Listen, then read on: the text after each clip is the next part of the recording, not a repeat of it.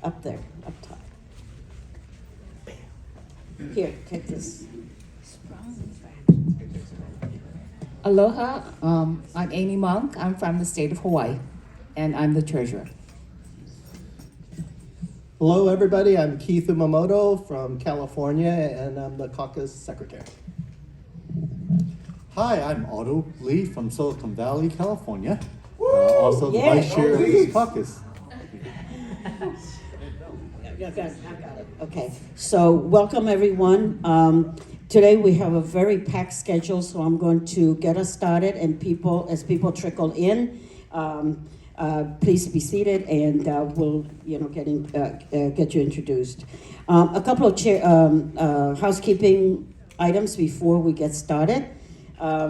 First, the chair is going to be stopping by, and a couple of other officers as well. I will ask for your indulgence that whenever the chair stops by, then we're going to interrupt so that he can deliver his remarks. Today we have to get out of here no later than 3:15 because there's going to be security sweep because of the president and vice president are going to be here, and they're going to be we have to clear the area. Tomorrow, after the general meeting, we're going to have a reception, the Lunar New Year reception, that is going to be co-sponsored by the DNC, the DNC AAPI Caucus, the Pennsylvania Democratic State Party, and the and the Pennsylvania AAPI Caucus, which was just formed. So, yes, absolutely. The reception is going to be at Philadelphia North. Okay? All right. The end of my administrative items. Amy, would you please? Could you stand for the Pledge of Allegiance? Yes, right behind. I pledge Allegiance to the flag of the United States of America and to the republic for which it stands, one nation, under God, indivisible, with liberty and justice for all. So we'd like to take just a moment a moment of silence to remember the people that we have lost, our dear family members of the AAPI and their own families, and also those that we have lost in the brown and black communities in this country.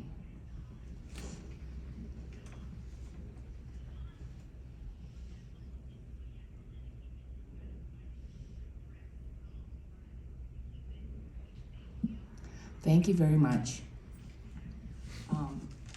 The Democratic National Committee wishes to acknowledge that we gathered together to state our values on lands that have been stewarded through many centuries by the ancestors and descendants of tribal nations who have been here since time immemorial.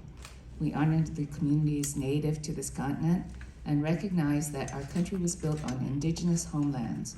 We pay our respects to the millions of indigenous people throughout history who have protected our lands, waters, and animals. The 2023 DNC winter meeting is gathering on the ancestral lands of the Lenape and neighbors, the ancestral lands of the Susquehannock, Shawnee, and Iroquois peoples. That's the land acknowledgement. Keith. Report on quarter. Okay, I'm presuming that we have enough sign-ins. I don't have the tally, but announcing that we do have a quorum to proceed with a formal meeting. Is that correct, Eric? Yeah. Okay.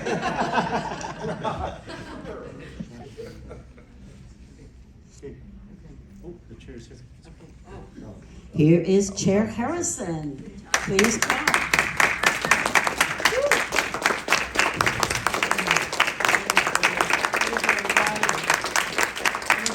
Everyone, I have the pleasure and the honor of introducing our chair, Jamie Harrison. Jamie is a friend to our community, has been from day one for many, many years. And I've had the pleasure and the honor of knowing him since, actually probably since we both joined the DNC.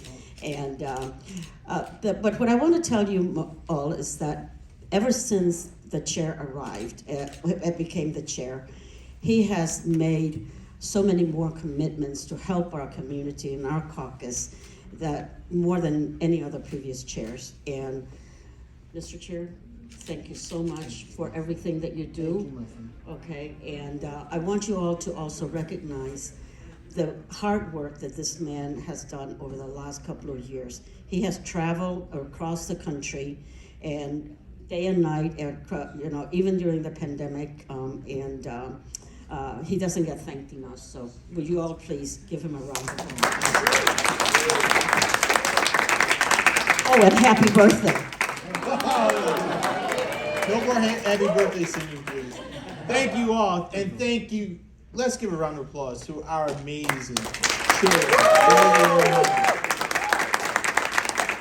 She is just an amazing, as I call her, a good force of nature, because when Belle steps into something, she pours her whole heart into it. And what she has been able to achieve, even with sometimes personal difficulties and challenges, but she still is there every step of the way, and I am so glad not only to have her as a chair, but to consider her a dear friend. Thank you, Belle, for everything. Thank you. Folks, it's great to see so many familiar faces here, and it's been a few months since I've seen some of you, but I want to express my warmest wishes for a happy and prosperous Lunar New Year. It's the year of the rabbit, or if you're from the Vietnamese community, it's the year of the cat. Yep. But Happy New Year, everyone. Happy New Year. Unfortunately, though, we rang in this new year experiencing an issue that plagues all Americans, regardless of race, creed, class, or location, and that's gun violence. My heart goes out, and Belle and I have been in communication about this, but my heart goes out to the victims, the survivors, and their families and loved ones in Monterey Park and Half Moon Bay, who must now find a way to endure and rebuild their lives without their loved ones. Last August, our Democratic family was touched by senseless, preventable gun violence when Mohammed Hussein was gunned down in front of his apartment in Albuquerque, New Mexico. Mohammed was an organizer for Melanie Stounsbury, who was running to fill Deb Haaland's vacated seat in Congress. And he wanted to make sure that his AAPI community was empowered and ready to vote in the special election.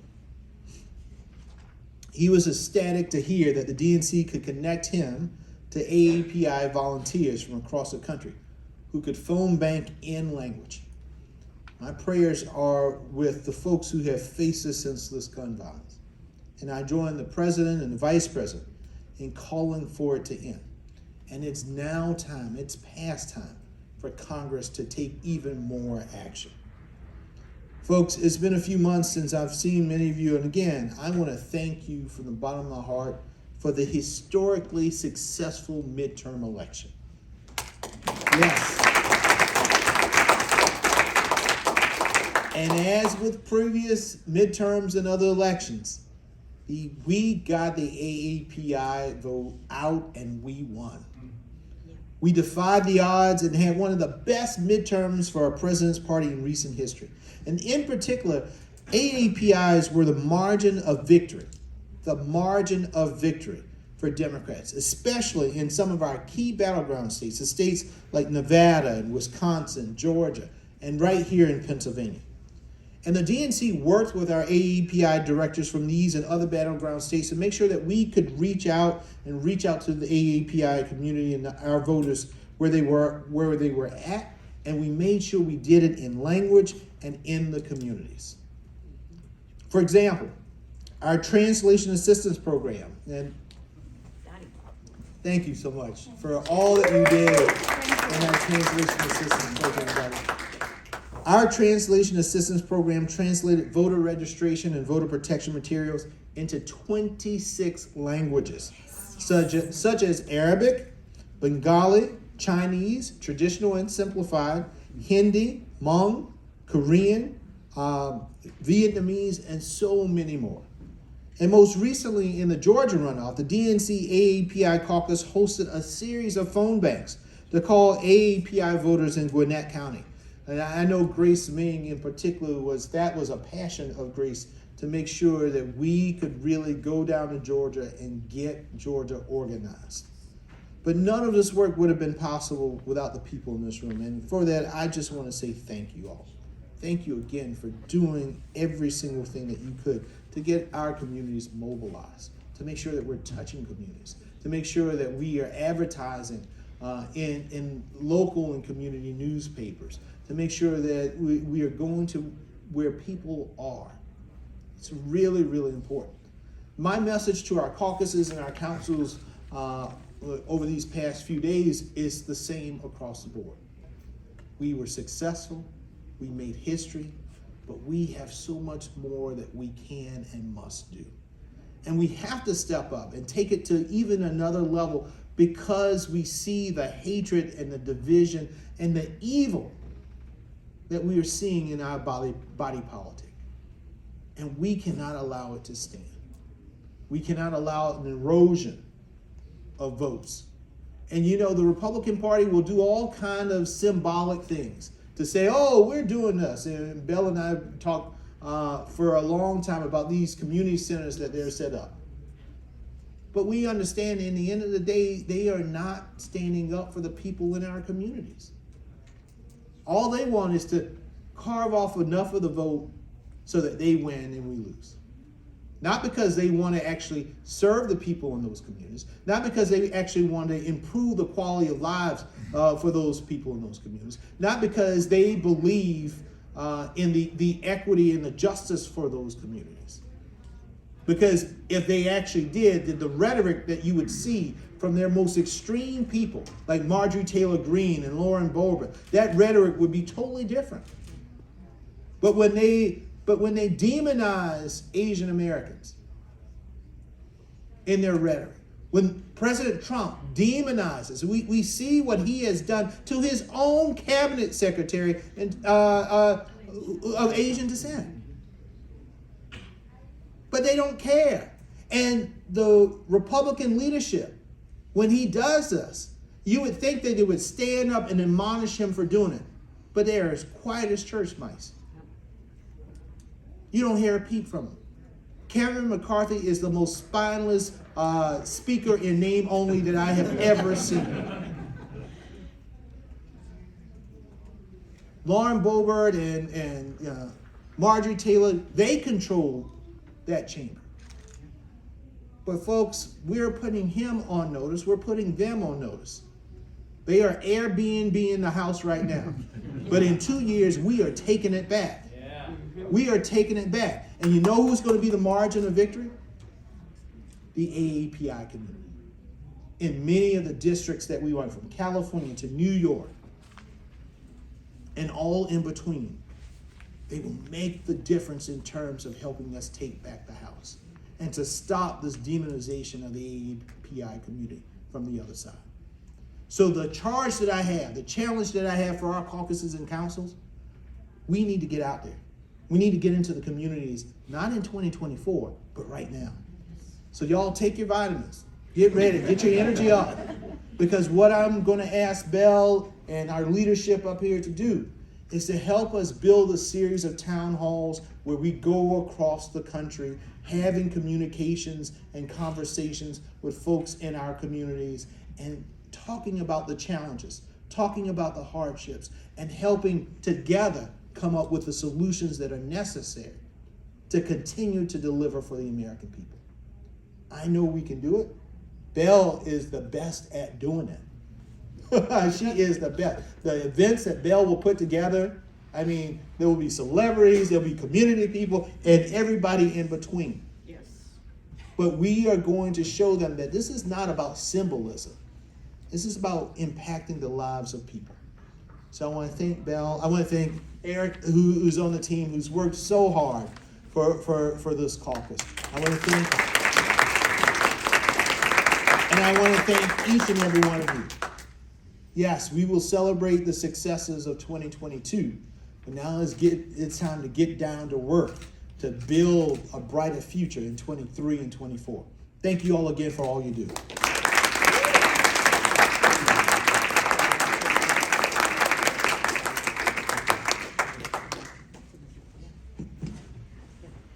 You were talking about the celebrities that Yes. help us. Timothy Huang is part of my creative committee. Thank you, Tim. And he came down from New York to help us today. Thank you, Timothy, Yes. for all you do and all your help. Thank you. Thank you, Beth. Thank you, sir.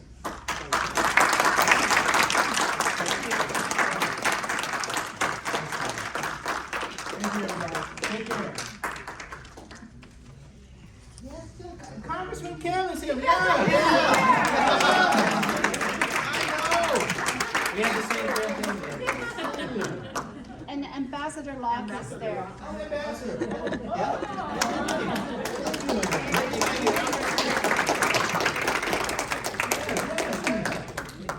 Former Secretary. Oh, you know, I love Hilda Solis in so many ways. When she was in the House, we spent so much time together, and she is such a tremendous ally. Thank you so much, Congressman. Secretary. I mean, she has so many titles. Like same with the governor. Thank you all again. Okay.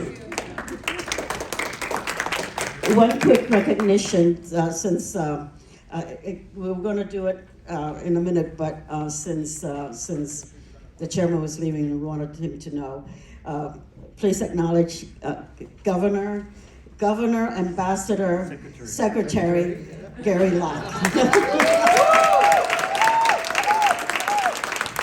Whichever is the highest title, that's the one that we will call him by. Welcome, Gary. And Congressman Andy Kim, of course, who with me is here. He has very kindly rearranged his schedule so he could be here with us today and to address you. And of course, Hilda Solis, Secretary, Congresswoman, Supervisor. Yes. And especially poignant that she's here today because of what happened in Monterey, and many of you saw her there, right there, as soon as the incident occurred. So let me try to get back onto schedule. You know what? I'll just stand up here. I don't, if I sit down, nobody will see me. So I thought I would just stay. So let me start by saying, Sanin Phai Law, Kong Hei Fat Choi. In my native Cantonese, that means we wish you happiness and good luck in the new year. Sanin Phai Law is Happy New Year. And of course, Kong Hei Fat Choi is wishing you good luck. During the Lunar New Year, we greet our friends and families with all sorts of good wishes, and we can't think of enough good wishes and the good things that we can say to wish our friends and families. But above all, we always talk about good fortune and prosperity and good health. In this year of the rabbit or the cat for the Vietnamese. We're usually surrounded by family and friends. We celebrate the Lunar New Year with joy, with laughter, with dragon or lion dances to ward off evil, with lively music, with firecrackers and fireworks, and with hung paos. Don't forget about hung paos, or red envelopes for the children, which usually contains cash, so the children are always looking for that, with wonderful holiday food, with new clothes, following family traditions handed down through the generations. This is part of our culture. It doesn't matter what religion or what beliefs, that is what we celebrate because that is who we are. And so the other thing that we always do, or at least in my family, is that we start cleaning the house like, we want to clean from top to bottom. And so I become like a cleaning dervish the day before, the day before Lunar New Year, all the way until the 11th hour and 59th minute of the new year, of the old year. So that, and the other thing that we do is we try to pay off all of our debts so that we welcome the new year with a clean house and starting with a new slate. And then we rejoice and we wait with anticipation for the new year to come, all good wishes and happiness. But on this Lunar New Year, we woke up to the bone-chilling news of the horrific mass shooting in Monterey Park.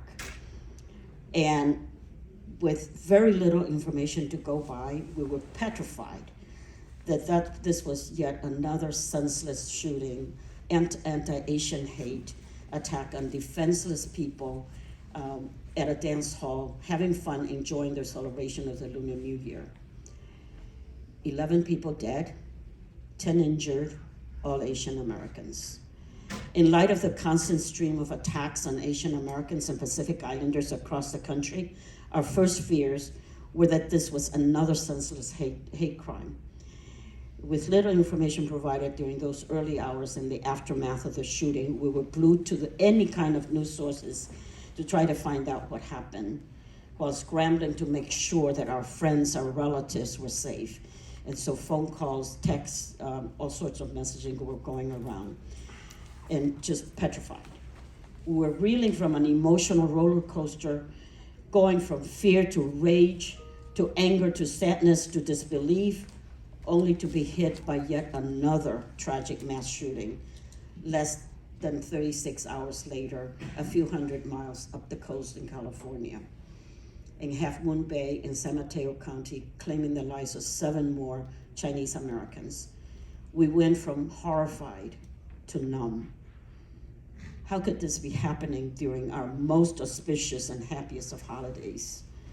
News reports in the days following the 2 shootings confirmed that neither one was a racially motivated Asian hate attack, and yet. But it was done by reportedly emotionally charged 72-year-old Asian American man wreaking revenge on perceived slights by people in that dance hall, while a 66-year-old Chinese man killed 7 of his co-workers for perceived slights and mistreatments. These 2 shootings have some eerie similarities. They were both older Asian men, estranged and isolated. Both were immigrants. Both turned to gun as an answer to their emotional distress. They had easy access to guns. And according to recent news report in the LA Times, there has been a huge increase of gun purchases by AAPIs. The NRA found a willing audience in our community. Scared of gun violence, scared of the increased anti-Asian hate. And so the vicious cycle of increasingly easier access to guns, fueling by increasing violence, continues. But this situation cannot continue. It just cannot. We cannot accept as a new normal that gun violence is here to stay, that we're not safe anywhere, and yet our real hope lies in passing gun legislation. But with a Republican Congress, the challenge is greater. Hopefully not unsurmountable, but much, much harder. This is you all can come and help. We can change the situation in next November, not this November, next November. This is the first time that we have met as a caucus since our midterm elections, which by all accounts was much better than we expected. We should be celebrating, and yet. The Republicans had predicted a red tsunami, but we managed to limit our losses to just a handful of House seats, while winning 1 more seat in the Senate right here in Pennsylvania, and re-electing Senator Warnock in Georgia in the runoff. And you know what? Gaining that 1 seat majority really makes a difference. And I also tell you what, this community made a difference. We were the margin of victory. It was because we were active there, because we sent our people there, because we were there calling, we were knocking on doors. We helped make it happen. And just please remember, we are the margin of victory. Later during this meeting, you're going to hear from our intrepid Eric Salcedo and an organizing team, what we did leading up to the midterm election to help prevent the red tsunami that all all the talking heads, especially on our side, were predicting. From the organizing side, well, the DNC partnered with us to ensure that we were addressing critical comms and organizing needs early. Roger will be, I think Roger will be here a little bit later to talk about what the DNC has done over the last several months. I want to take a minute or two to brag on to all of you, about all of you and our AAPI state and local caucuses. You galvanized the voters. You phone banked. You went out and canvassed door to door. You leafleted. You did massive social media. You did it. So congratulations for a job well done. Give yourself a round of applause. I want to especially thank the coalition of caucuses that came together to help in the Warnock runoff election in Georgia. Yes. We had Maryland, Virginia, North Carolina, Pennsylvania all came down to help the caucus in Georgia. We did 3 national phone banks, and we sent teams down to do canvassing, and we helped wherever they needed us. We were there. And we had heavyweight elected officials and celebrities come help us as well. We were the margin of victory in Georgia in the runoff election, so kudos to all of you again. The DNC made significant early investments and continue to support our caucus and our community with investments in ad buys and social media and messaging. Roger and Eric will talk about that a lot more. And we hope that the DNC will likewise continue to make early investment going into the presidential election cycle. We have a lot to do. We have a lot to do. We have, first of all, we have to win back the House, and we must retain the White House and also retain the Senate. So very heavy lift. And as you heard the chairman, we're going to go out there and do town halls and whatever it takes to get us galvanized. It is critical that we win back the House, and if the first months of the new Congress is anything to go by, I mean, just think about it. We're really going to be in for a very chaotic 2 years. Representative Andy Kim, who very kindly rearranged his schedule to be here with us, will tell us a little bit more about what kind of atmosphere it is there right now. But just think about it. It took 15 votes for the other side to elect a speaker. Just think. On our side, we took 1 vote. It was unanimous. We elected Speaker Pelosi the last time. We should be able to win back this House and elect Hakeem Jeffrey as the next Speaker of the House. So we are, and Andy, you're going to tell us a little bit more about all of that. And today we also have a very special treat for you. I have invited my friend Timothy Huang, a member of my creative council and creator of the song Keepers of the Legacy, which I showed to you last meeting, to come and talk to us a little bit about his creative genius and the work of all of our creative committee, but most importantly, what the creative folks in the entertainment industry can do to help us on the political side, because they have an outsized megaphone that reaches people that we ordinarily cannot. And hopefully, if we have time, I would still like to have a breakout session at the end of this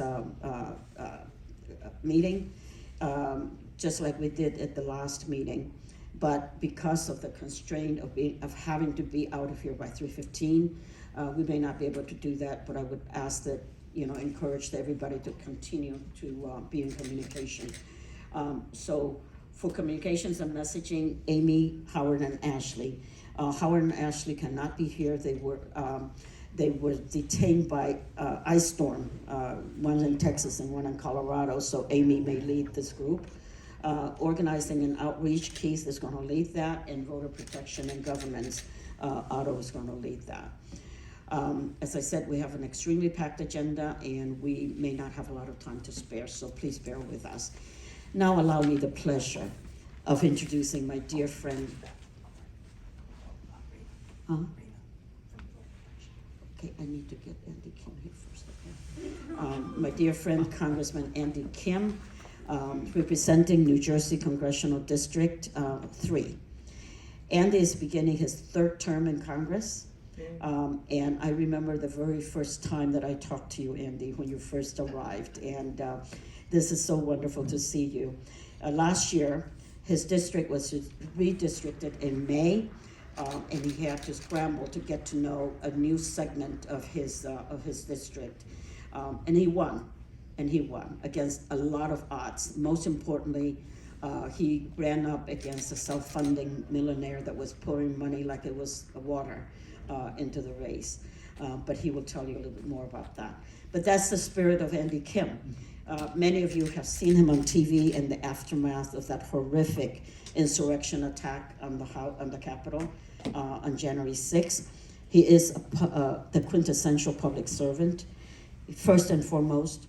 He's smart, he is a patriot, he is a Rhodes Scholar, he is one of the hardest working congressmen I know, and most importantly, he is my dear, very, very, very dear friend. So please help me welcome Andy Kim.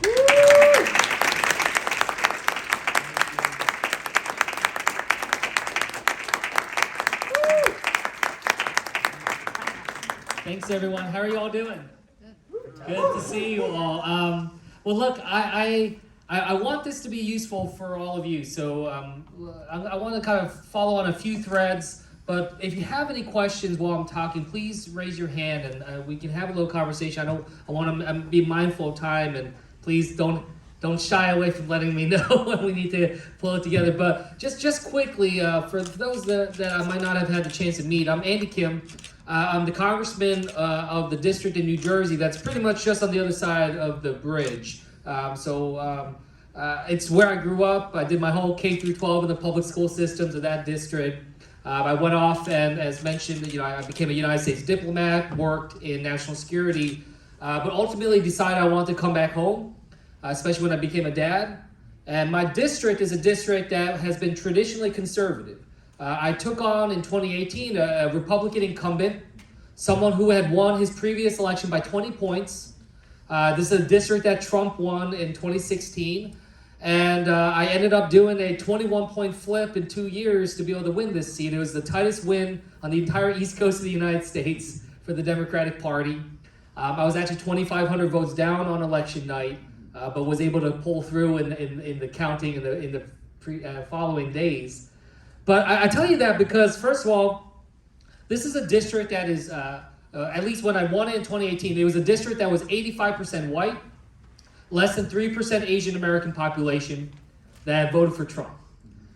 And I tell you that because I'll be honest, when I first started to think about running, I went and tried to talk to folks that I kind of knew in the Democratic Party. I didn't know too many people. I'm not someone that came from the political side. I was a career diplomat, not a political appointee. But I tell you that because when I initially started to run, I had a lot of people in the Democratic Party say, hey, look, you seem like a nice guy and all, but it's not going to work out. They said, look, there's 0 Korean Americans in Congress at this point. We're not even winning in places that have a lot of Korean Americans or Asian Americans, and your district it's not going to work out. I had never run for office before. I'm not from a wealthy family. I didn't have that kind of viability in that same kind of vein that is often talked about. I raise that to you because I know a big part of your mission is about turnout and getting voters out there, and I want to work with you on that, and I have an idea about that too. But I also want to work with you on making sure that we got Asian Americans on the ballot too. That is not just about the vote, but it's also about having that seat at that table and that voice in the room. And I hope you've seen in the last couple of years the value of having voices like mine, Judy Chu, Grace Meng, Ted Lieu, and others in the room on the issues that are so critically important.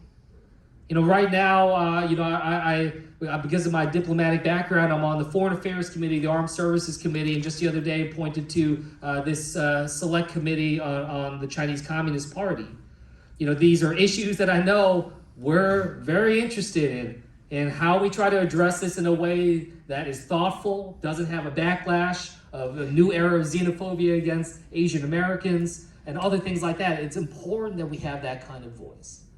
So what I'll tell you is that we have work to do. And that's something that I'm going to try to commit myself to over the coming years, of just how we try to build up that bench of folks working either in elected office or still, for me, it was important as a diplomat when I started the State Department, there weren't a lot of people that looked like me and looked like you.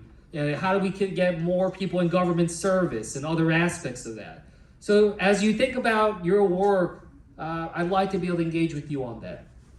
In addition to that, when it comes to getting out the vote and engaging, I've won now 3 tough races. So not only did I win in 2018, I won in 2020 despite Trump winning my district again. So Trump won my district, but so did I.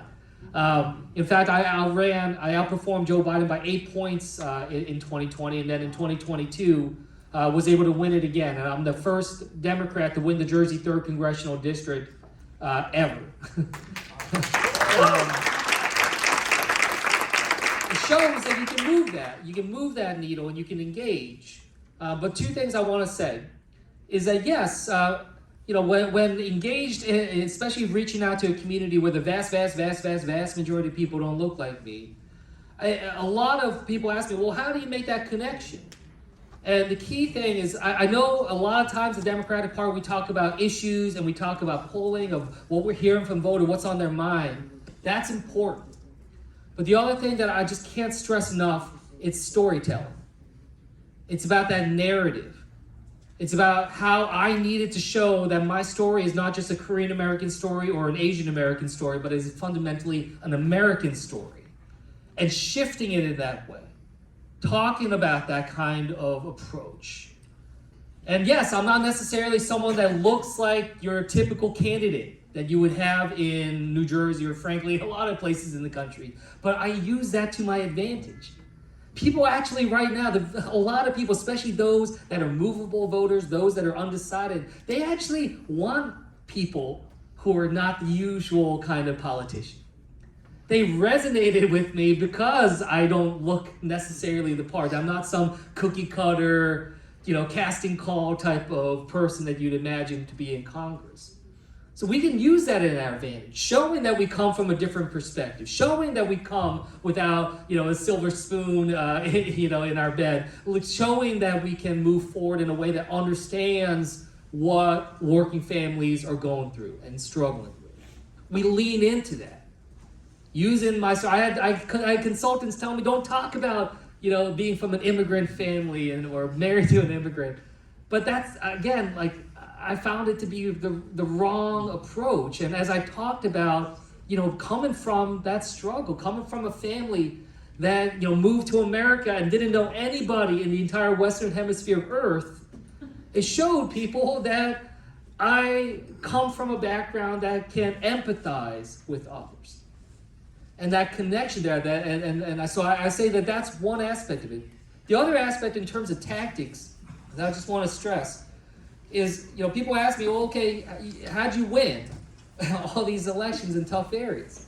And look, what I'll say is my first job was as a community organizer, so I've built my whole life on this idea of coalition building, but also understanding the tactics and levers to be able to win. In this past election, we had a lower turnout in this election than we did 4 years ago. And that's alarming. That's something that we need to be thinking about. But the critical tool that we had is that my district just crushed it when it came to vote by mail and early voting, which is fairly new in New Jersey to deal with. But we were able to really utilize that kind of effort to be able to really lock in voters. People who are traditionally maybe only voters that'll show up at presidentials, you can get them to be able to be more regular voters. I talk about it kind of like, I talked about my community, my organizers, my field organizers. I talked to them about, kind of seeing their jobs as like physical trainers, kind of working with people to try to normalize and regularize that muscle memory of democracy.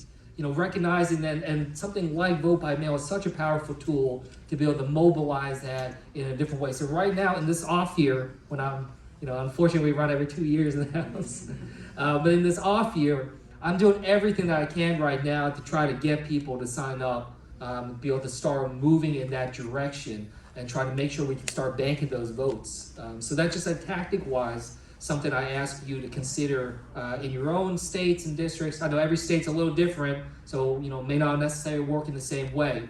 But that's a really critically important tool. Allows us to know exactly who mailed it in their ballots already or not. You can track it in a way that is extremely important and something I found very useful for the Asian American and minority communities in my district. The last thing I'll just say is, Bell hit the nail on the head. Things are going to be really tough over the next 2 years in the House of Representatives. I am really worried about where things are going. And I think you see just right now just what we have in store. In particular, like the debt ceiling. This is going to be a major problem where you see people willing to sabotage our country for political power and for their own spotlight. And that's the kind of danger. So what we need to really message and say, hey, look, we see crystal clear. Republicans were saying what they, how they're going to govern. That's what they were running on in 2022. Well, now we see it. Now we see this. Is that the kind of governance that the American people want? Not doing anything to really address anything about the rising costs and other things, but going straight into the culture wars, straight into things that people in my district are certainly not focused on or worried about. So that's something that we really need to paint that picture. And we got to make sure that this is only a 2-year stint in the minority for the Democratic Party. We got to do everything we can to make sure the House is that backstop for our democracy going forward. So please crystallize that message. We see crystal clear right now the different forms of governance. And I really hope that we can solidify that and really build on that momentum going forward. So thanks, everybody. I appreciate it. I just want to make sure everybody saw that picture from January 7th. If you look at the Washington Post and New York Times, the front page picture was Annie Kim staying after the Capitol, cleaning up the trash left by those idiots. And Andy was everywhere. And this shows who he really is, out there cleaning up the trash of those idiots and traitors. So thank you. But I do have an Asian American mom, so.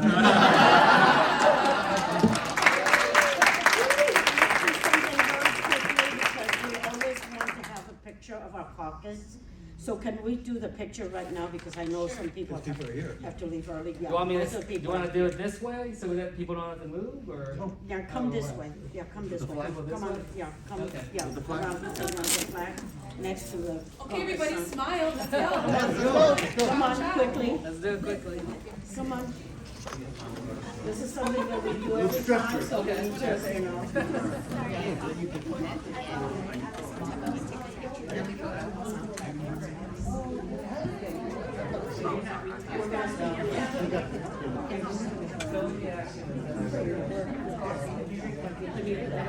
Thanks, Governor, for everything. I know from this morning, we're gonna have to get really Why quick. don't we just, come to the back here, because, especially the sheriff.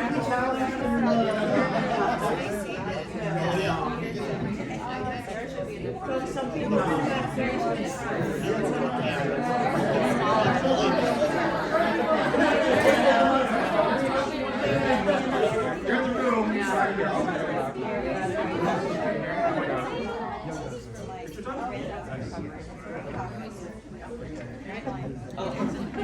Good timing, good timing.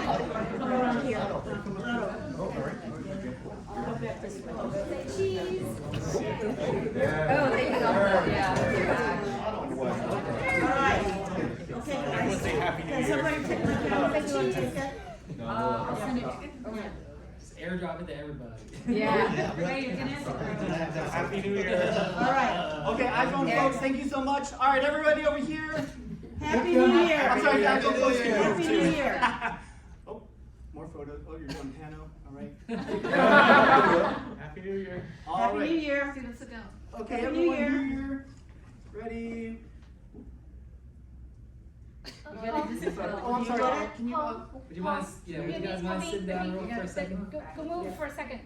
You're in the. Because you're in the photo. Oh, yeah, get in the photo. Oh, there you go. Perfect. There you go. There you go, One, okay. 2, 3. One more. 1, 2, 3. Happy New Year. Happy New Year.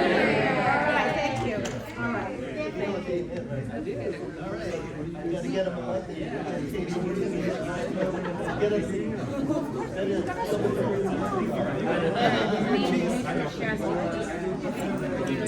Oh, great, yeah. Okay, guys, please take your seat again. Please take your seat. Take pictures later. Take your seat because we have places we have to go to. Yeah. Let me very quickly introduce my friend Timothy Huang, and we're going to rearrange the schedule a little bit. So, Timothy. So, everybody, I'd like you to meet my friend Timothy Huang. He is part of my creative committee. Let me explain a little bit, set the context of why this is so important. During the pandemic, as you all know, we couldn't get together and we couldn't have the celebration, various celebrations. And so we came up with this idea of having a creative committee, and they helped me get a lot of the celebrities to come and put together really outstanding programs via Zoom. And, we had a really great Heritage Month celebration, Lunar New Year celebration, the Diwali celebration we had, and every time I call on my creative committee. He is one of about, I think, 10 of us altogether, give or take. And part of this creative committee also includes the famous playwright David Henry Wong. We also have Lou Diamond Phillips. Yeah, I always reverse those names. Yes, unfortunately, I'm not very good about that. But anyway, but the reason I wanted, especially Tim, to come and talk to you is because at the last meeting I showed the song Keepers of the Legacy.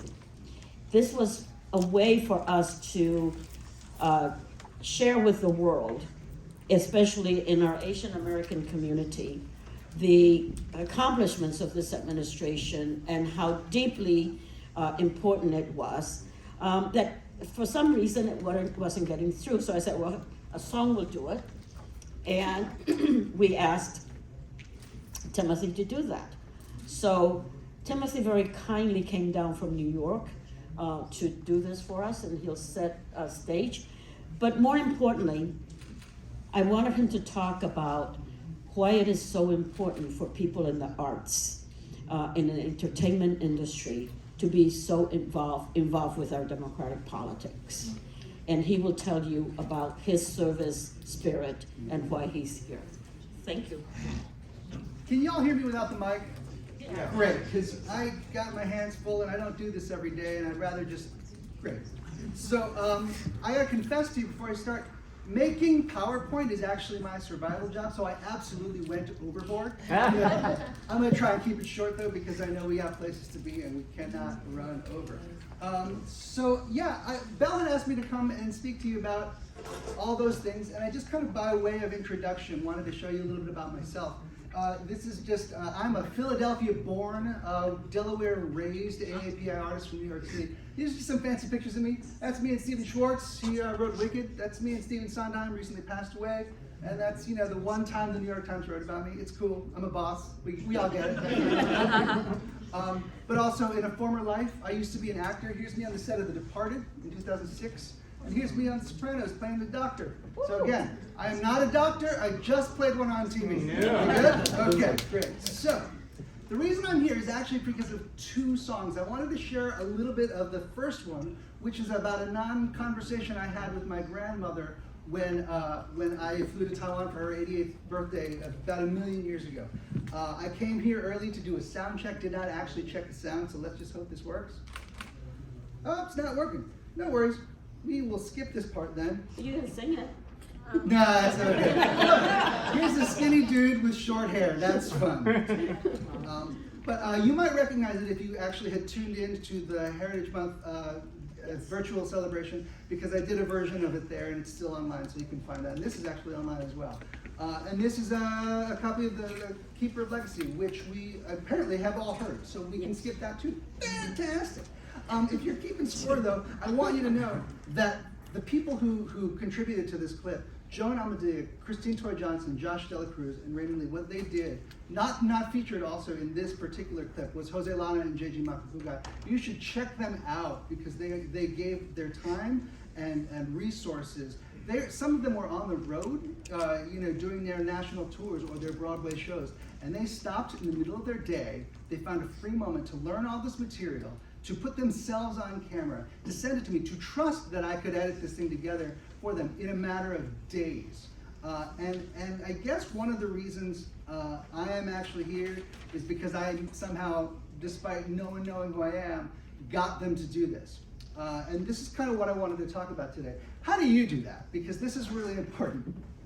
The reasons why you're going to want to is because these performers, they employ next level thinking when it comes to relationships. They're constantly thinking about community, each other, their audience. It is in their DNA to know where everything is and how they position themselves. They are conduits of humanity, and we're going to talk about all this a little bit later. But they have been through the thick of it and have come out. I mean, Representative Kim, you might not be an actor by employ, but like the way you conduct I'm just riveted because you're in touch with humanity in a way that these trained actors are as well. Not everybody has that gift, so I want to just kind of emphasize. They channel empathy. They are in the business of seeing you and being seen. It's something that they spend every waking moment thinking about. It's not a hobby, it's actually like an art form. So it always is to our benefit to recognize that these people and their talents are something that has been honed over time. Now, where am I? Let's see. So, basically, what I wanted to tell you was, they elevate everything. There you go, something else too. How I did this was pretty simple. What would Tim do? Well, I just told them what it was for, who their audience was, and who they were representing. It's super, super important when you're trying to triangulate. If you're trying to be the face of something, you need to know who you're representing and who your audience is. It's that simple. I told them what was involved, how much lead time, in this case, 3 days max, how much memorization, which was all of it, and how much does it pay. This is important, this will come up later. If nothing, tell them that up front. And sometimes they'll even say yes. Like in the case of Keeper of Legacy, they will absolutely say yes because there is a 3-axis matrix through which they're generally looking at every opportunity, and it hinges on money, fulfillment, or advancement. Very often, they will take something that's neither fulfilling nor advances their career if it pays well. And likewise, if it's fulfilling and doesn't advance their career and has no money, they will take it. Likewise, if it advances their career, it's like good, fast, cheap. Any two, but never all three. But that's sort of the matrix through which they look at everything. And in my case, it was just having a 20-year career of nothing but integrity, I guess, for lack of a better word. Like I try to be as true as I can to everyone and forthright and honest, which is, and then finally, don't deviate from the plan. Now, this is kind of a big deal because it's sort of unreasonable, I think, to believe that when you employ them, when you engage with them, that they're not juggling 12 other things at the same time. So they've already budgeted their time for the next 6 weeks. And so if something changes, the sooner you can tell them about it, the better. Otherwise, it's gonna kind of fall apart. Now, all of what I'm saying is probably not alien to any of you, because anytime you've tried to engage a third-party vendor in anything, it's all very, very similar and familiar, right? It takes a little bit, it's a little bit more nuanced though when it comes to engaging AAPI performers in the political realm because of a storied history of racism in the entertainment industry. Okay, so what I want to tell you now is, let's see, for many artists of color, their art already is their activism, especially if you're like me, if you're from Generation X. You remember having to wait upwards of 20 years before seeing your face, your families, your stories on national television. Between 1994's All-American Girl and 2015's Fresh Off the Boat, we saw nothing. That's right. So not only did they not see themselves while this was all happening, the rest of America didn't see themselves either. Like, there was no representation whatsoever. So from that lens, you would consider that their continued presence in this space already signifies an act of political engagement. And what is it to be invited to do more? For many, it can be viewed as just more work. For others like me, it's like, oh, finally I get an audience. I am like pumped to do this. I paid my way down here. I spent hours on this silly PowerPoint and made it look like it's a Microsoft Word, but it's not, it's PowerPoint. I'm a nerd. I'm a nerd. And it's all like, sometimes it will like feel like work, and it'll be very like fulfilling work, but it will be work. And I think it's really important when we engage with them that we acknowledge that. Now, what is their work? This is an interesting question. Like, how hard could it be to walk a red carpet and look pretty? Am I right? Look at these beautiful people. They make it look so easy. But we all know it takes a little bit more than that. I mean, one look at me, this awkward spaz on stage with a bun on his head, will tell you that like not everybody is geared for public speaking and being a public face on things. But this is the work that you only see. It's the finished product. It's promotional and it's public facing. What you don't see is all of this. It's time and it's what I call sunk costs. This is a new term for me, so excuse me, I'm just gonna, it's an investment in something for which there's absolutely no return, okay? That's 3 to 5+ years in service of education. That's acting classes, dancing, speech, improv, writing, all of it. All of it with no return, just going through the motions, hoping that you'll get somewhere with it. It's 10+ years of unrelated day jobs in service to student loans, rent, insurance, union dues, travel and gym, if they're lucky. So this is like a never-ending slog for them, right? It is innumerable zero to local projects in service to honing their craft, finding an agent, cultivating a social media following. How many times have I sat in a room with a casting director and a director and producers where we're debating the value of one performer over another, and it finally comes down to, well, how many Instagram followers do they have? What is their reach? How can they help with our product? It is despicable, it is dehumanizing, but it is still a choice that when you make it has consequences. This is what they're all dealing with every single day. Add to that they are in the greater pool, already a marginalized community, and the demand that they're hoping to fill is content that's being created and greenlit by people who don't often recognize them or value them or see them, right? So that's who they are. But there's hope, my friends, there's hope. We have learned to thrive through the support of our community. We are constantly reminding ourselves that we stand on the shoulders of people that came before. I mean, we saw earlier this photo of B.D. Wong in All American Girl. This guy has not stopped working. He has not stopped opening doors for people. He is instrumental. Like, it's amazing how thorough we all are in carrying each other. We love our community. We stand on the shoulders of those. I'm reminded of a quote by John Adams, this is a paraphrase, but I studied war and politics so that my children could study math and philosophy, so that their children could study painting and poetry and music. And that's like where we sit now.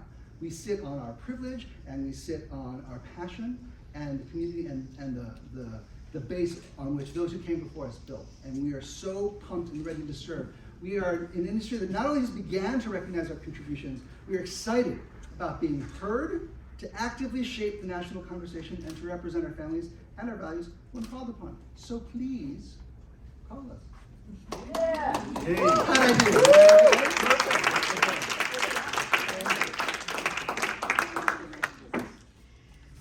Okay, I am going to take a point of personal privilege at this moment. I would like to call Eric up here. Eric Salcedo. Many of you know him as the intrepid, the ever hardworking, always answering, hardworking staffer in the DNC. I know him as a friend and as somebody that I bother at all time of the day and night, and he knows it. It is a little bit with bittersweet that I want to tell you all at this moment that this is the last meeting that Eric will be participating in this role. in this role. We hope to see him back in a different role. But I want to say a public thank you. And again, it is my personal privilege to have worked with you and continue to work with you in the future. Will you all please help me?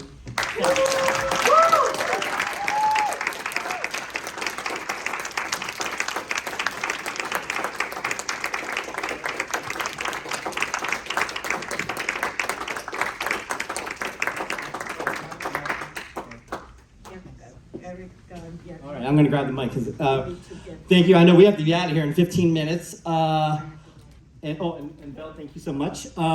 Everyone, Ma Belle, thank you so much. It has been a pleasure and honor.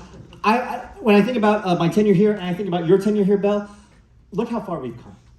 Look how far we have come, right? It is amazing. I'm remiss in not recognizing Ambassador Locke, because back in 2003, when he did the Democratic response to the State of the Union, as a young community activist, just thinking about going into the political space, I was like, holy smokes, I never felt so seen before, seeing an API face giving the response to the State of the Union address. So thank you all, Betty, Ambassador Locke, Andy, Rep Kim, so I'm getting kind of clumped up here.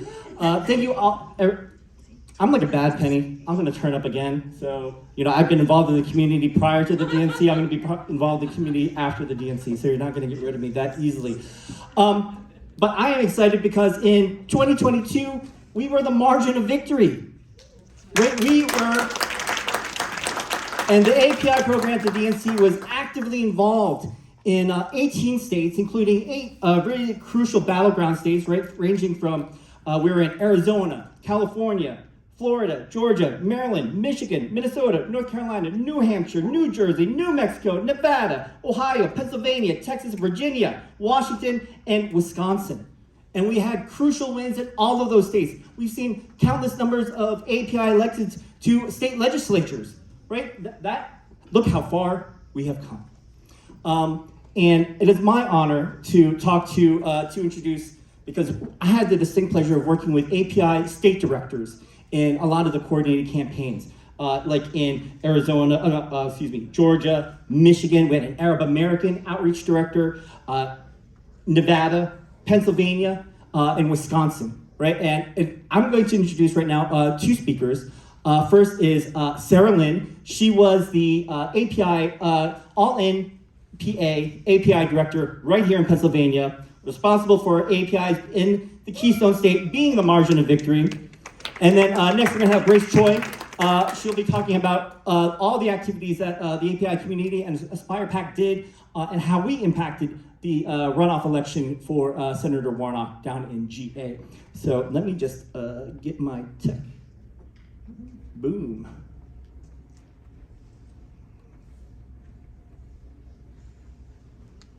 Oh, I know this. This is what I have to do.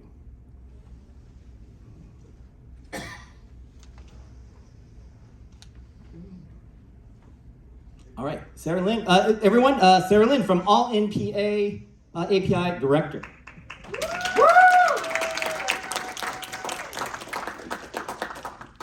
You want to be up here? You want to be? I can do the slides.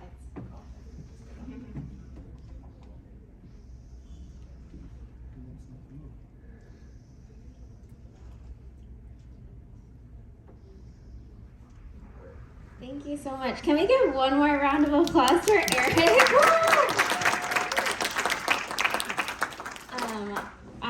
As Eric mentioned, I worked with all of our other API state directors across the country. We met with Eric every single week throughout the campaign, throughout the election, and Eric was such a big support to us. You'll see him in a lot of these photos. He was present, came to Pennsylvania to help out. We're so grateful for Eric and his time at the DNC. But thank you again so much for having me. By way of background, my name is Sarah Lynn. As Eric said, I was the API Coalitions Director for the PA Democratic Party and our All-In PA coordinated campaign for the 2022 election cycle.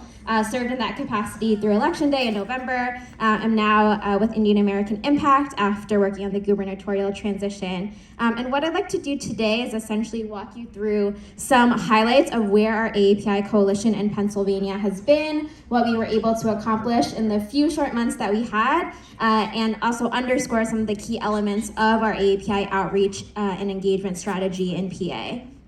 So first things first, we formally launched our AAPI coalition at the very end of June 2022, and you'll see we asked folks, who do you want to see involved in this coalition? What are your dreams for this coalition as well? And the PA Dems had never had a year-round AAPI constituency director, so my first focus was hearing all of these dreams, hearing all of these ideas, and then building infrastructure and increasing our community presence and visibility. So in those first few weeks, I tabled at a Chinatown Expo, for example, shared our message to seniors there in Mandarin, Chinese, at an Eid breakfast in Chester County. You'll see Eric there at our table. And also at Arab Community Day in Philadelphia, each time with voter registration resources, voter education resources in Chinese and Urdu and Arabic, whatever languages that community leaders told us were needed. And so I continuously met folks who told me they had never seen the party in their space, in their community before. We met volunteers, registered new voters, folks who wouldn't have gotten connected to us otherwise, all the while building trust slowly, developing inroads, meeting people exactly where they're at. And so we continued this community outreach throughout the summer, making sure that we had a PA Dems presence and AAPI coalition table at India Day in Central PA in Harrisburg, at Vietnamese festivals in Lancaster, at South Asian events in Philadelphia, Filipino American History Month events, and so much more. And I want to say one of the central ways that we built trust with communities on the ground was through multilingual outreach that we brought to each of our events across Pennsylvania. Special shout out to Dottie, who is here, who enabled us to build out an entire language access program with voting resources in up to 21 AAPI languages. Eric. Eric and Dottie, and so many of our amazing supporters who stood with us throughout and allowed us to have this language access program. And so this was absolutely critical, right, in ensuring that, showing our communities that we see them, that we're invested in reaching them. It allowed us to communicate our messages to low English proficiency and immigrant voters at every community event. Many immigrant leaders then eagerly distributed our resources at their small businesses. They shared our information widely on ethnic media platforms. We had leaders who, we would see them at one event, and then by the next event, we already heard that those multilingual resources had reached them through WhatsApp in the span of 20 minutes all across Pennsylvania. And so it was really incredible, and we had a number of historic firsts on the campaign as well. I'm flying through this. I know we have limited time, but we hosted the PA Dems' first ever AAPI Week of Action in August to mobilize our community around direct voter contact events like phone banks, like text banks, voter registration drives, and in-person rallies with AAPI elected officials, as you can see in the photographs here.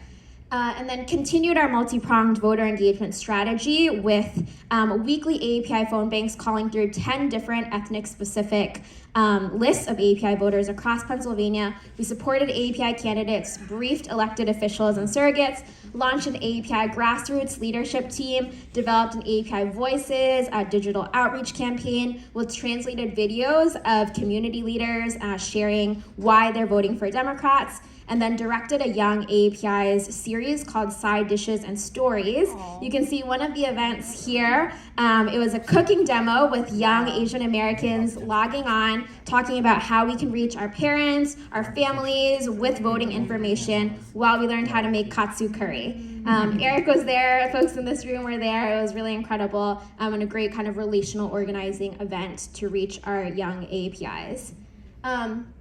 Along the way, we also had issue events like this AAPIs and Education panel with school board members and educators making the case to vote for our ticket. We had phone banks with surrogates like Daniel Day Kim. We had a historic moment in PA Dems history. The AAPI Caucus was officially recognized as the newest constituency caucus within our state party, and our chair, Anina Ahmad, is here as well. And then other key elements of our strategy, we really wanted to make sure we were empowering and resourcing our volunteer leaders well, creating an AAPI Coalition supporter kit, as you can see on the left there, with in-language graphic packs, an AAPI house meeting guide for folks organizing their communities for the first time, and also in-language Eurovote Matters graphics for persuasion conversations as well. With my last minute, as we approached October, we had Get Out the Vote season began in earnest. So I traveled across the state telling college students, families, new voters that their votes indeed matter, and registered new voters, volunteers, created that momentum so that in late October, we had a principal event with now Senator John Fetterman in Chinatown here in Philadelphia. John came to speak directly to volunteers at an AAPI-owned business in Chinatown. Volunteers went out to then canvass small business owners, spread the word about the election. You can see the photo here. And we closed out October with an event with our other statewide candidate, now Governor Josh Shapiro. We had homemade chai at our AAPI meet and greet event, and then launched our final 7-day AAPI Get Out the Vote Instagram Live series for our final push before Election Day. And the rest is history, as folks know, what happened here in Pennsylvania. We were so grateful for this incredible coalition of folks, of tireless volunteers, supporters, many of those who are in this room, and so grateful for each and every one of the people who joined us along the way. And I'll just close by saying that we had AAPI volunteers from California who woke up at 6 a.m. Pacific time to start phone banking when phones opened at 9 a.m.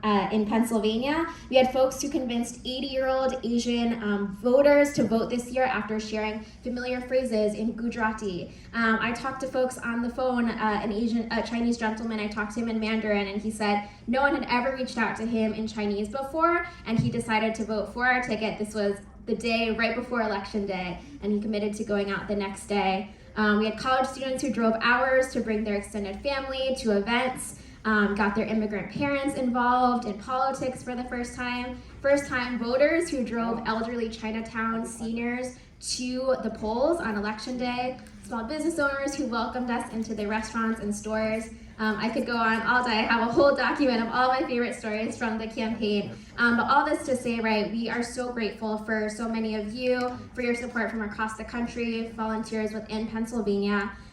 It was just an incredible opportunity to see so many of folks in our community mobilized and excited and really having a seat at the table so that we can continue to build our political power as a community. So happy to chat with anyone afterward, but thank you again, and I will pass it to our next presenter. Thank you so much, Sarah Lynn. Sarah Lynn was an awesome, as you can see, awesome API director, and I'm not sure if you caught the photo between with her and next to Senator Fetterman. Like that's my favorite thing. But we had, MJ Wong in Wisconsin, Kim Badger in New Jersey. We had Shalimar Plowman in Georgia, and we had folks in Nevada as well doing similar activities like this, because it's not rocket science how to turn out our voters, right? We can do rocket science, but this is not rocket science on how we turn out our voters. Next, my pleasure to turn it over to Grace Choi, who was with Aspire PAC for the runoff in Georgia. Thanks, Eric. Okay, I know we're gonna get kicked out, so I'll keep it really short, and then you guys can come up to me afterwards. So I'm Grace Choi. I live in New York right now, but I'm actually from Atlanta, Georgia. So when Stacey Abrams first ran for governor in 2018, I was her Asian American director, and it was the first time that the Democratic Party of Georgia ever hired a statewide AAPI director. No, it's sad, but thank you. So Aspire PAC asked me to go back home to Georgia and mobilize a community that has been mobilizing since John Ossoff when he first ran in 2017, mostly with the South Asian community that's really big out in that part of the Gwinnett County and in the suburbs of Georgia. But we had 3.5 weeks after the elections in early November were called that there was a runoff in Georgia. So right after Thanksgiving with my family, I went down to Georgia, and during Thanksgiving, we were starting to build out our 4-prong approach for mobilizing people who are already engaged since 2017. As you know, Georgia turned blue in 2020, and that's because of the groundwork that was done in 2017 and 2018, especially because of Stacey Abrams's very robust and diverse coalition building efforts. She invested in the community, and actually Aspire PAC invested in AAPI community organizing under Congresswoman Grace Meng's leadership, who's the chair of Aspire PAC, since 2017. So she, and actually Congressmember Ted Lieu, they were the ones who were like, we need to get the Asian American members of Congress down to Georgia to help Raphael Warnock keep his seat in the Senate. So big props to our leaders there. And also to the DNC, because DNC has been always investing in the AAPI community in Georgia. So the four-prong approach, much of what Sarah, she is a rock star. Can we just give it up for Sarah Lynn again? I feel like every single state in the country should model and learn from what Sarah did in Pennsylvania, because it applies not only to swing states, and I think it was even more effective than what we've been doing in Georgia. So Sarah, you should be like replicated and duplicated and have little Sarah Lynn's everywhere, honestly. But the four-prong approach, the first was fundraising, making sure we had the money in the funds. Aspire PAC had its own funds, KFO Fund, API Victory Fund, DNC, but there was not that much money already on the ground to do grassroots organizing in Georgia. Second was comms outreach. So Aspire PAC invested in buying all the AAPI ethnic media ads in Korean, Chinese, Vietnamese, South Asian, radio, print, very few TV, so we didn't do TV, but everywhere you could. So we ran ads every single day for the last 2 weeks, which is half of the Georgia runoff leading up to December 6th. Third was grassroots organizing, which, as you know, is probably the most important thing in the heart of any campaign's ability to win elections. So we had a paid canvassing program with local organizers on the ground who really knew the community, that represented all the different AAPI faces. So we have paid canvassing all throughout Gwinnett County, which is the most populous and has the highest number of AAPI votes. And then lastly was just using our surrogates. So our surrogates were incredible. We had 6 Asian members of Congress from KPAC come down to Georgia. We had Congressmember Grace Meng, Chu, Lou couldn't come because he had COVID, but he was there in spirit. Raja Krishnamurthy, Takano, I'm missing, Strickland was there as well. And Andy Kim was there in spirit with us, because as you know, he ran a very, really intense race in New Jersey. So having all these surrogates was really incredibly important because they represent Indian, Korean, Chinese, even Japanese constituents that matter in Georgia. So they were able to, when we had an ethnic media presser, that made a difference for API turnout. And then lastly, celebrities. I mean, I think that's best usually for young people's turnout. So API Victory Fund provided celebrities including Min Jin Lee, Danny Day Kim, and so we had a really robust UTV API weekend of action leading up to December 6th. And so the numbers that came out of Target Smart for Georgia was that API voter turnout from 2020 increased by 18%, which is incredible. And I think about 37% of Asian American voters in Georgia turned out again for the Warnock campaign, and for the runoff. So it really makes a difference. Even in places like Georgia, you don't think there's a lot of Asian Americans. Georgia has a very fast growing API population, as does a lot of places in the South. So the lesson here really is invest in our community, even if it's a small percentage, because I think in Georgia it's 4%, but we can really make a huge difference. We can be more than the March of the Victory, so thank you.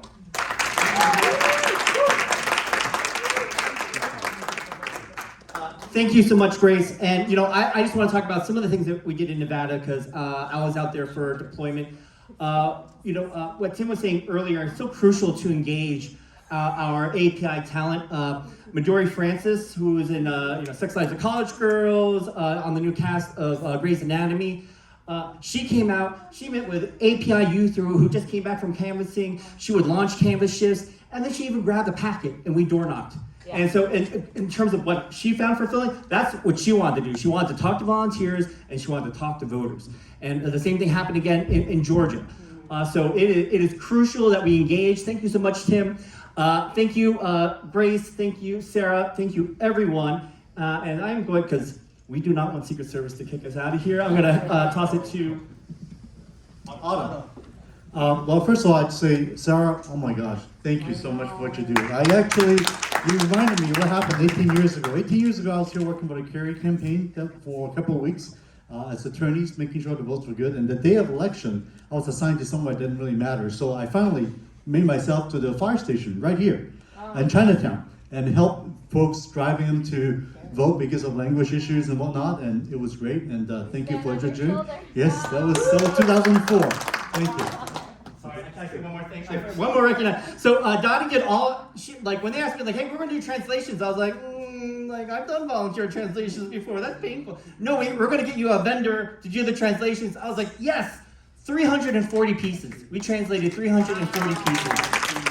Dottie translated 340 pieces, so thank you so much, Dottie. Just so you know, I can't afford to translate all 36 languages. It's my team, a wonderful team, multilingual, multi-talented team that translated all DNC's campaign materials, especially those states, Sarah, especially those states who knew how to take advantage of that amazing translation opportunities provided by the DNC. So we're so grateful. We're ready for the fight again. So come talk to me if you need your speech, your press release, your website, your whatever to be translated into languages and compliant. 508 compliant, that's important, right? It's all about accessibility. Translation is accessibility. Translation is language justice. So thank you so much. Thank you so much. Bobby. And Grace, just want to say thank you for what you do in Georgia all these years. I actually lived in Athens, Georgia for 6 months. I'll talk about that later. That was Navy days when I was actually in Athens, Georgia for my supply corps training, but definitely a important, extremely important state for diversity. And Asian American numbers are going way, way up. Yeah, absolutely. Also, now moving to the next of the program, we have Fashana Desai from the Rules and Bylaws Committee to come and do a presentation. Come on up. Okay, great. Come on in. Well, I'm gonna be super duper fast. But hello everyone, I'm Rachna Desai Martin. I am a brand new DNC at-large member. I just joined last year, but I'm not new to this space. I was the Chief Operating Officer for the DNC and also the National Voter Protection Director for Biden during the 2020 election. So I just wanna say huge props to all of the work you all are doing, and especially the translation work, so incredibly important.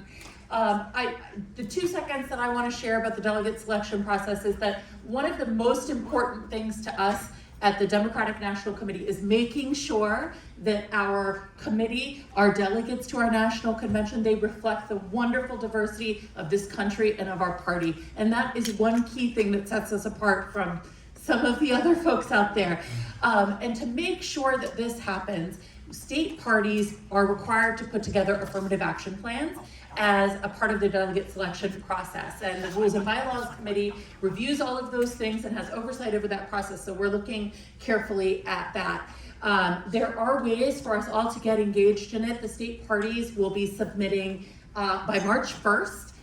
Is setting up their affirmative action committees. And so you can get engaged in the process by reaching out to your state party and either making recommendations for folks who should sit on that committee or working with the folks that are already appointed to that committee. That committee will make sure they'll help set the goals for representation, they'll help develop the plans, and they'll help with the implementation as well. So I'm gonna stop there because I know we're really tight on time, but I really look forward to continuing to engage with all of you all as we work through this process. So thank you so much. Let's turn to Keith to talk about resolutions. Okay, resolutions committee.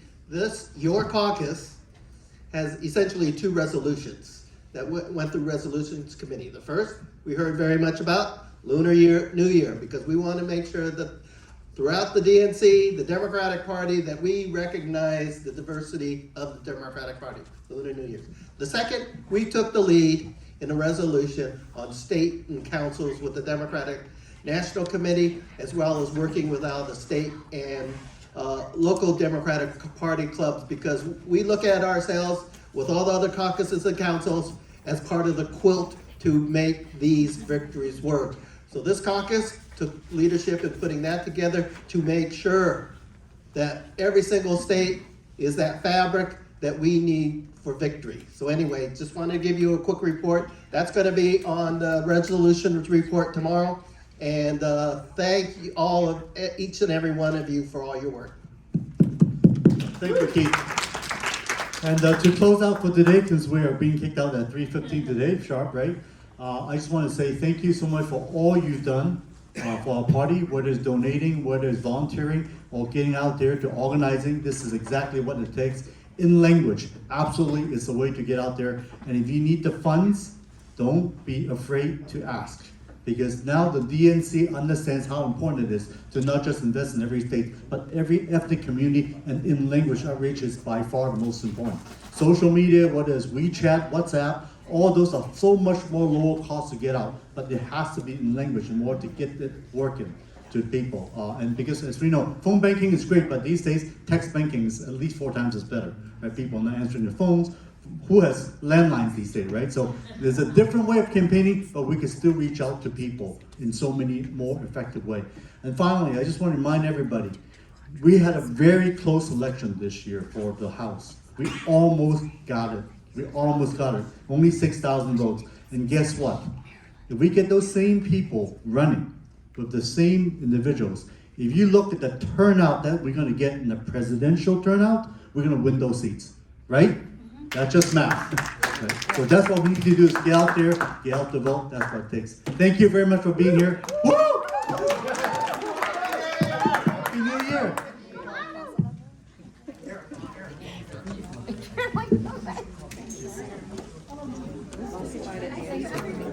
That's right.